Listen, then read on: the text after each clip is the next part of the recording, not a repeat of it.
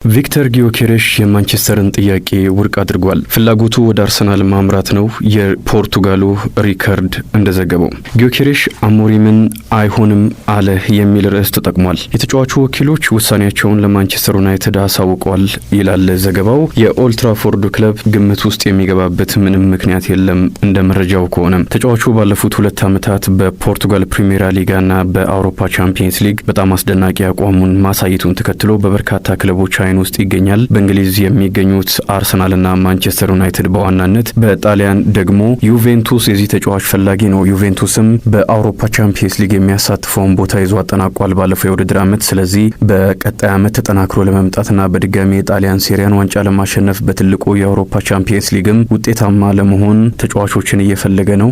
አንደኛው አማራጩ ወይም ምርጫው ቪክተር ጊዮኬሬሽ ነው። ግን ሁለቱ የእንግሊዝ ክለቦች ናቸው በዋናነት የሚፈልጉት። እንደ ሪከርድ እንደ ፖርቱጋሉ ተነባቢ ጋዜጣ እና የመረጃ ምንጭ ከሆነ ቪክተር ጊዮኬሬሽ አርሰናልን መርጧል። እናም ኮከቡ ቀጣይ ማረፊያው እንዲሆን የሚፈልገውን ክለብ ለይቷል ማለት ነው። ዘስታንዳርድም የዩናይትድን ጥያቄ በይፋ ውድቅ አደረገ ሲል በርዕሰ አንቀጽ ይዞ ወጥቷል። ሩበን አሞሪም የቀድሞ አሰልጣኙ ናቸው። በስፖርቲንግ ሊዝበን ደማቅ ታሪክ ሰርተዋል አብረው። በተለይም በፖርቱጋል ፕሪሚየር ሊግ አሸናፊ ነበሩ። ሩበን አሞሪም ባለፈው የውድድር ዓመት አጋማሽ ወደ ማንቸስተር ዩናይትድ እስኪያመሩ ድረስ በአውሮፓ ቻምፒየንስ ሊግ አልተሸነፉም። እንደሚታወቀው ማንቸስተር ሲቲን በሜዳቸው በሰፊ የጎል ልዩነት ሲያሸንፉም ቪክተር ጊዮኬሬሽ ሃትሪክ መስራቱ ይታወቃልና በጣም አሪፍ ግንኙነት ነው ያላቸው። ግን ደግሞ 27 ዓመቱ ስለሆነ ከዚህ በኋላ ወደ ማንቸስተር ዩናይትድ ቢሄድ አንድ የውድድር ዓመት ያሳልፋል ማለት ነው ያለ አውሮፓ ቻምፒየንስ ሊግ። ስለዚህ በቀጥታ አርሰናልን ወደ መምረጥ የሄደበት ምክንያት እሱ ይመስለኛል። እናም ማንቸስተር ዩናይትድ ጫን ብሎ ከጠየቀ ሊያስፈርመው እድል አለው የሚል ሀሳብ የነበረ አስቀድሞ፣ ግን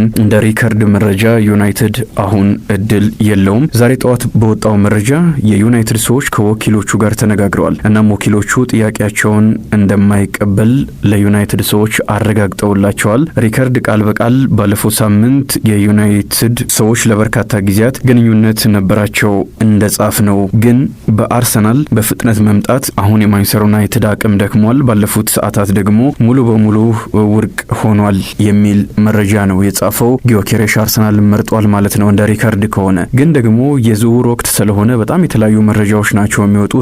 ትልልቆቹ የመረጃ ምንጮች ይህንን የሪከርድን መረጃ ይዘው ጽፈውታል። ስካይ ስፖርትም ጽፏል፣ ኮት ኦፍ ሳይድም ሌሎችም የመረጃ ምንጮች ጽፈውታል። ጊዮኬሬሽ አርሰናልን መርጧል የሚል መረጃ ነው ይዘው እየወጡ የሚገኙት። ግን የዝውውር ወቅት ነው፣ ይሄ ከግምት ውስጥ መግባት አለበት። አርሰናል አስቀድሞ 55 ሲደመር 10 ሚሊዮን ዩሮ የመጀመሪያ ጥያቄ አቅርቦ ስፖርቲንግ ሊዝበን ውድቅ አድርጎበታል። ስፖርቲንግ ሊዝበን መነሻ ቢያንስ 70 ሚሊዮን ዩሮ ወይም ደግሞ 59.6 ሚሊዮን ፓውንድ ይፈልጋል ከዚህ ተጫዋች ዝውውር። ከዚያ በኋላ ነው ድርድር ይኖራል ተብሎ የሚጠበቀው። ፕሬዝዳንቱ ቫራንዳስ ይህንን አረጋግጠዋል፣ ይህንን ተናግረዋል። 100 ሚሊዮን ዩሮ አንጠይቅም ወይም አልጠይቅም፣ 70 ሚሊዮን ዩሮም አይደለም ያንሳል ብለዋል። 40 ሚሊዮን ዩሮም ሊሆን ይችላል፣ ድርድር አለ፣ ግን 70 ሚሊዮን ዩሮ ብለን ቃል አልገባንም ብለዋል። እንደ ቪክተር ጊዮኬሬሽና እንደ ወኪሎቹ ከሆነ ባለፈው ዓመት በስፖርቲንግ ሊዝበን 1 ዓመት እንዲቆይ እንዲያሳልፍ የአውሮፓ ቻምፒየንስ ሊግም ተሳታፊ ስለሆነ ክለቡ በዛ ሲቆይ ክለቡ ቃል ገብቶለት ነው። መልቀቂያ ሂሳቡ 100 ሚሊዮን ዩሮ ቢሆንም ግን ሁለቱ ተስማምተው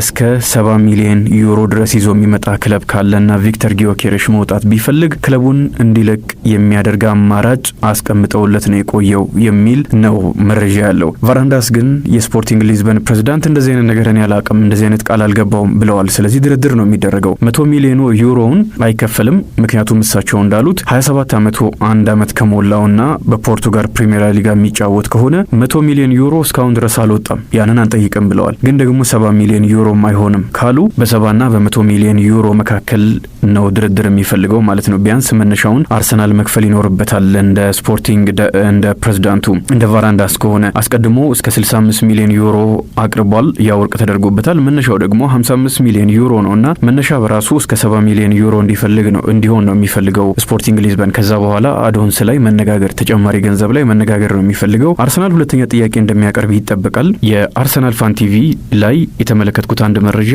አርሰናል ሁለተኛ ጥያቄ ያቀርባል፣ ግን ደግሞ ትክክለኛ ትክክለኛ ጥያቄ ነው ወይ የሚል ጥያቄ ያነሳሉ። ምክንያታቸው ደግሞ አርሰናል ቤንጃሚን ሼሽኮ ላይ ነው ትኩረት አድርጎ እየሰራ ያለው። እሱ ነው ማስፈረም የሚፈልገው። 22 ዓመቱም ነው። በጀርመን ቡንደስሊጋም በአርቢ ላይፕዚግም ሲጫወት የነበረ ስለሆነ እሱ ላይ ነው ትኩረቱና የሱን ገንዘብ ለመቀነስ ነው ወይስ በትክክል ቪክተር ጊዮኬሬሽን ፈልጎ ነው የሚል ነው የተመለከትኩት። ይሄ ጥያቄ ተገቢ ጥያቄ ይመስለኛል። የመጀመሪያ ምርጫው ሼሽኮ ስለሆነ ማለት ነው። ከአርቢ ላይፕዚግ ጋር ጥሩ ግንኙነት አለው አርሰናል፣ እየተነጋገረም ነው፣ ግን ደግሞ እስካሁን ድረስ ስምምነት ላይ አልደረሰም። በእርግጥ ኮት ኦፍ ሳይድ አርሰናል ለሼሽኮ ዝውውር ተቃርቧል የሚል መረጃ ይዞ ወጥቷል። ወደ 10 ሚሊዮን ዩሮ ለመክፈል ዝግጁ ነው እንደ መረጃው ከሆነ። ግን ደግሞ ሪከርድ አርሰናል ሁለተኛ ጥያቄ ለማቅረብ ተዘጋጅቷል ብሏል። እንደ አብዛኛው መረጃዎች አርሰናል ሁለቱንም ያጣላ ለመሆን ከሁለቱም ጋር እየተነጋገረ እየተደራደረ ነው። ሁለቱንም ያስፈርማል ተብሎ ግን አይጠበቅም። ስለዚህ ማንን ያስፈርማል የሚለው ጥያቄ ወሳኝ ጥያቄ ይሆናል። ጊዮኬሬሽ እንደ ድክመት የሚነሳበት እንግሊዝ ሻምፒዮንሺፕ ሲጫወት የነበረ ነው። በእንግሊዝ ፕሪሚየር ሊግ በዋናነት አስቀድሞም አልተጫወተም። የፖርቱጋል ክለቦች ከተወሰኑት ውጪ ከሻምፒዮንሺፑ ክለቦች አይሻሉም። ስለዚህ ሊጉን በአጠቃላይ ከሻምፒዮንሺፕ አይሻልም የሚል ነው የሚያነሱት። በእርግጥ በአብዛኞቹ ደረጃዎችን ስመለከት ከፖርቱጋል ፕሪሚየር ሊጋ ሻምፒዮንሺፑን የሚያስቀድሙ ደረጃ የሚያወጡ ድርጅቶች አሉ። ይህንን ያቀርባሉ። ሁለተኛው ደግሞ በብሔራዊ ቡድንም በኔሽንስ ሊግ ብሔራዊ ቡድኑ ሲጫወት ሊግ ሲ ላይ ስላለ በጣም በአውሮፓ ከወረዱ ክለቦች ጋር ነው ብሔራዊ ቡድኑ የሚጫወተውና ጎል ቢያስቆጥር የሚደንቅ አይደለም የሚል ነው የሚያቀርቡት መከራከሪያ። ሌላኛዎቹ ደግሞ በጣም የሚያደንቁት በፖርቱጋል ፕሪሚየር ሊጋም ቤኔፊካና ፖርቶን የመሳሰሉ በጣም አስደናቂ ታላላቅ ክለቦች አሉ በአውሮፓ መድረክ የሚሳተፉ። እነዚህም ክለቦች ላይ ጎል ያስቆጥራል ከነዚህ ክለቦች ጋርም ሲጫወት። አንደኛ ይሄ አቅሙን ያሳያል። ሁለተኛ ደግሞ በአውሮፓ ቻምፒየንስ ሊግ ጥሩ አቋም አሳይቷል። በማንቸስተር ሲቲ ላይም ሃትሪክ ሰርቷልና አቅሙን ያሳየበት አንደኛው መንገድ ነው እና ወደ አርሰናል ቢያመራ ስኬታማ ይሆናል ይላሉ። ቁጥሮቹን እንመልከት። በስፖርቲንግ 102 ጨዋታዎችን አድርጎ 97 ጎሎችን አስቆጥሮ 28 ጎል የሆኑ ኳሶችን አቀብሏል። እጅግ በጣም አስደንጋጭ ቁጥር ነው። ረጅም፣ ጠንካራ፣ ፈጣን ድሪብለር፣ የተሟላ የሚመስል አጥቂ ነው። ግን በእንግሊዝ ፕሪሚየር ሊግ በትልቅ መድረክ በእንግሊዝ ፕሪሚየር ሊግ ሄዶ ማስመስከር የሚጠበቅበት ነው። የጊዮኬሬሽ ወኪሎች ከአርሰናል ጋር እየተነጋገሩ ነው።